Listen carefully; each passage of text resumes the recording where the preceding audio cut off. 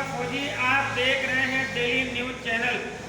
नई खोज खबर के साथ आज डेली न्यूज चैनल पहुंचा है भोगनीपुर में, जहां पर एक सच्चे सिपाही जो समाजवादी पार्टी में हुआ करते थे पहले, आज उनका इंतकाल हो चुका है 6 वर्ष पहले।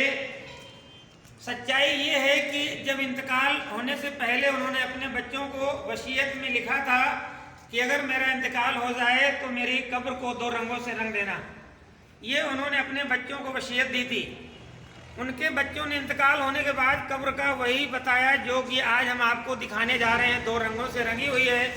इस्लाम मजहब में ऐसा नहीं होता है कि कब्र को किसी रंगों से रंगा जाए। रंग होगा तो ग्रीन बताते हैं कि हरा रंग से ही रंगा जाता है, लेकिन ये एक समाजवादी पार्टी के ऐसे सच्चे भक्त थे, सच्चे सिपाही थे कि आज उनकी कब्र 2 रंगों से रंगी हुई है। इन्हीं की कब्र के बारे में और इनके तमाम घर का ये भी 2 रंगों से कैमरामैन से मैं गुजारिश करूंगा कि वो बाहर आए और घर के जो 3 मंजिल का मकान बना हुआ है उसको भी जरा ऊपर की तरफ भी कैमरा घुमाएं और उनके 2 रंगों को रंग दिखाएं। तो ये समाजवादी रंग से रंगा हुआ मकान 2 रंगों से रंगा हुआ है। यहाँ से हम देख रहे हैं 3 मंजिल का मकान है, तीनों मंजिल में 2 रंगों से रंगा हुआ है, जो कि समाजवादी रंग का रंग कहा जाता है। अब हम बात कर लेते हैं, इन्हीं के मोहल्ले के कुछ लोग यहाँ पर मौजूद हैं, बात कर लेते। चाचा, आपका क्या नाम है?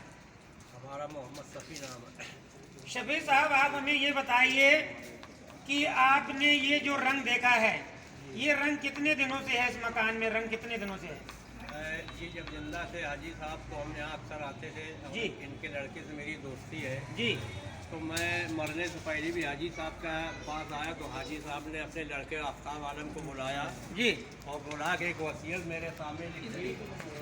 मेरी वसीयत एक लिखी मेरे सामने। हाजी साहब ने कहा लिखी मेरे मरने से 1 हफ्ते पहले जी, कि मेरा वक्त करीबी है और मैं समाजवादी पार्टी का बहुत पक्का सिपाही हूँ जी, लिहाजा हमारा घर 2 कलर का रहना चाहिए जैसा पुता हुआ। मेरी कब्र इसके नीचे बनाइएगा जी, उसको भी 2 रंग से हमारी कब्र को भी रंग दीजिएगा जी। इसलिए हमारे जो भी समाजवादी पार्टी के देख के आएंगे उनको याद तो आ जाए कि मकान जो 3 मंजिल का बना हुआ है, ऊँची बिल्डिंग है जी, आज भी वो 2 रंग से रंगी हुई है। भाईजान, आपका क्या नाम है?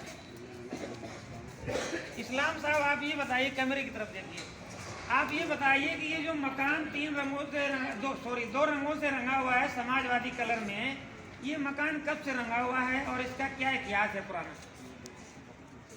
जी जी, अच्छा। आपका बेटा क्या नाम है? साहिब आलम, आप बताइए, आप कौन हैं? ये जो कब्र बनी हुई है, इनके आप कौन हैं? ये हमारे दादा पोते हैं आप। चलिए, आप जरा बताइए इतिहास, ये कब्र का क्या इतिहास है? हमारे दादा कहा करते थे जी, उधर को देखो। हमारे दादा कहा करते थे जब मेरा इंतकाल हो जाए तो लाल हरा रंग जरूर वहाँ पर लगवाइए और पूरा पता रहना चाहिए। चलिए, अभी हम इन्हें जो कब्र बनी हुई है, इन्हीं के साहबजादे से बात करते हैं, इन्हीं की जुबानी पूरी बात सुनते हैं कि कब इनके वालिद राजनीति में आए और कहाँ से राजनीति शुरू हुई और कहाँ पर आज राजनीति में ये पहुँचे हैं, आज ये किस पद पर हैं और कहाँ तक इनको समाजवादी पार्टी ने पहुँचाया। इन्हीं से बात कर लेते हैं। भाई साहब, आपका नाम क्या है? जी, आफ्ताब कुरैशी साहब, आप हमें ये बताइए कि आपके वालिद का इंतकाल होने से पहले आपको क्या वसीयत दी और आज जो आपने अपना मकान और कब्रिस्तान को समाजवादी रंग में रंगे हुए हैं, इसका इतिहास और आपके वालिद साहब कब राजनीति में आए और कहां तक आज आप पहुंचे और आप किस पद पर हैं, इसका पूरा ब्यौरा आप बताएं जरा डिटेल। ये जब पार्टी खड़ी हो रही थी जी, लगभग 32-33 साल हो गए जी, तो नेताजी खुद आए थे वालिद साहब के पास जी, उन्होंने ऑफर दिया जी, पार्टी के लिए काम करो, तो पार्टी के लिए उन्होंने काम किया जी, और नेताजी ने एक बार इनको कर्नाटक भी भेजा जी। कर्नाटक से होते हुए टुंडला जवाहरलाल से मीटिंग थी तो रास्ते में इनके एक्सीडेंट हो गया जी, तो उसमें ये टैंक पंक्चर हो गई थी। वहाँ नेताजी देखने भी आए थे जी। जब से ये पार्टी से जुड़े हुए हैं जी, इन्होंने लिखित वसीयत दी हमको जी, वो आज भी वसीयत लिखी है मेरे पास जी कि हमारे मरने के बाद हमको यहीं घर पर दफन किया जाए जी, और समाजवादी पार्टी के कलर से जी इसको पोत दिया जाए जी। तो इसको हमने यहाँ दफन किया जी, और समाजवादी के लग से भी इसको पोत दिया।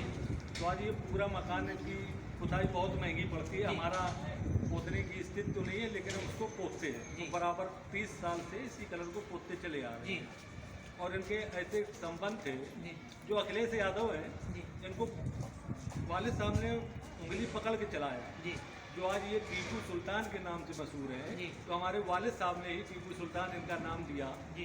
और आज पार्टी इतनी ऊंचाइयों पर पहुंच चुकी है, उसके बाद यहाँ कोई देखने वाला नहीं है। और जब ये एक ऐतिहासिक स्थल हम कह सकते हैं, क्योंकि पूरे भारतवर्ष में कोई भी पार्टी स्तर का नेता मरने के बाद अपनी कब्र को उस झंडे से नहीं पुताया। और ये एक पहला ये नहीं, इसमें सच्चाई है जो आप कह रहे हैं, ये बिल्कुल सच्चाई है इसमें।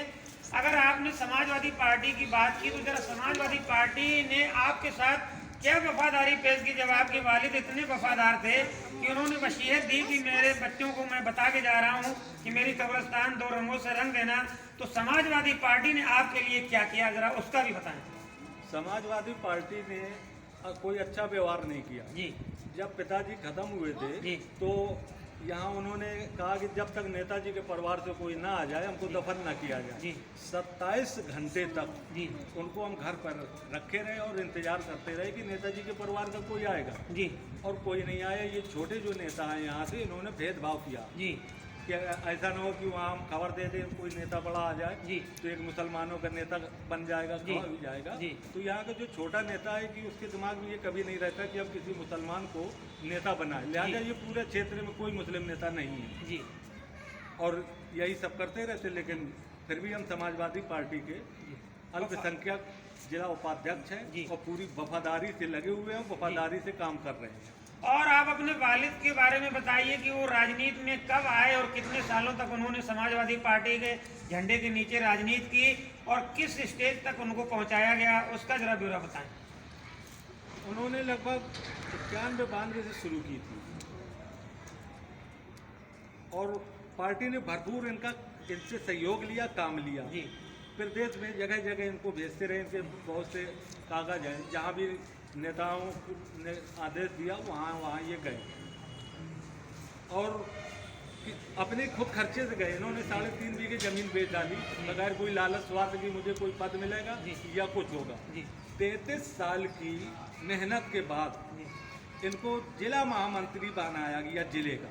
और जबकि जिनको इन्होंने नेता बनाया, पार्टी में जोड़ा, वो MLC बने, सांसद बने, मंत्री विधायक सभी बने।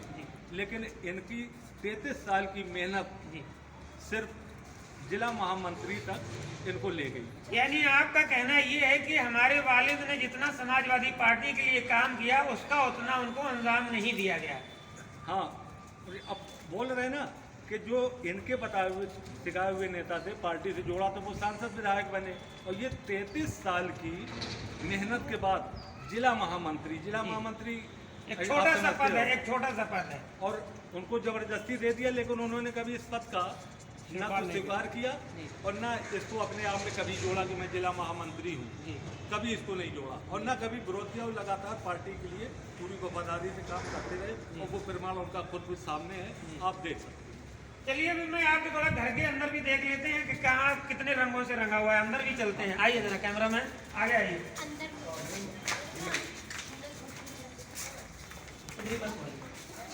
ये चारों तरफ पूरा यही कलर मिलेगा ऊपर से नीचे। और इस जगह पर हैंड पाइप लगा था जो कि वो भी लाल और हरे कलर का था।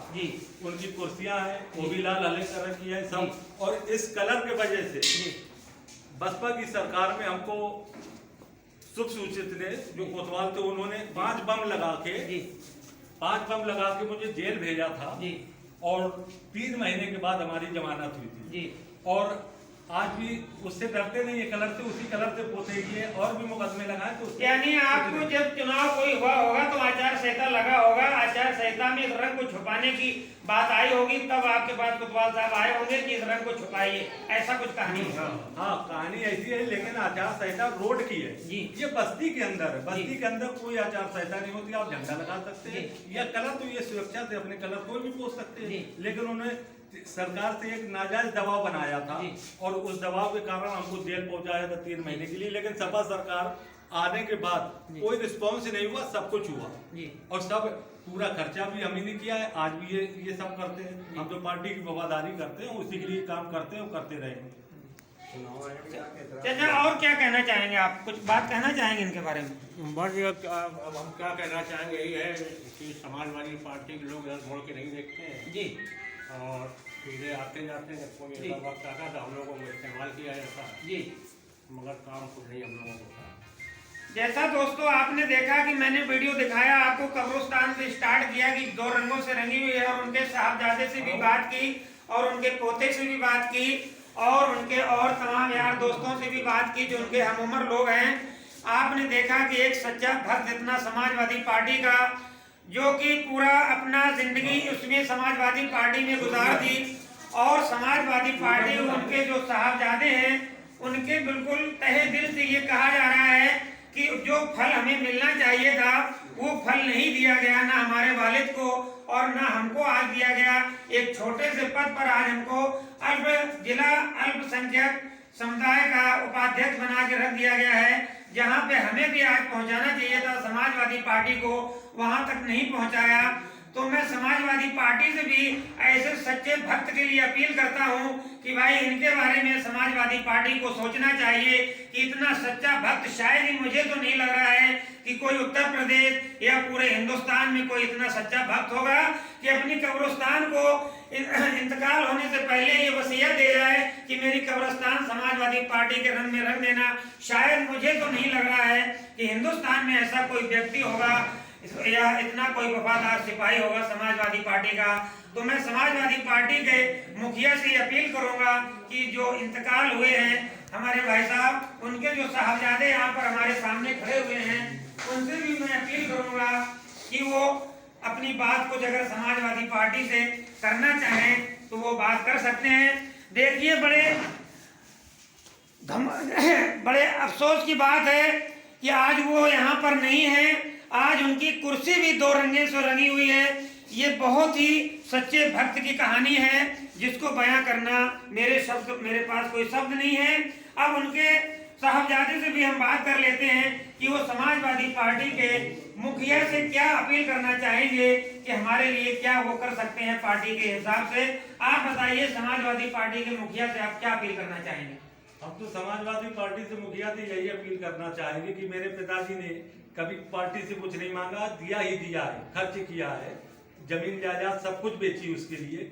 कम से कम इस घर को पोतने के लिए सालाना 1.5 लाख का खर्चा होता है, जो कि मेरी स्थिति नहीं है, कोई काम काज नहीं है, कोई कुछ नहीं है, बेरोजगार है।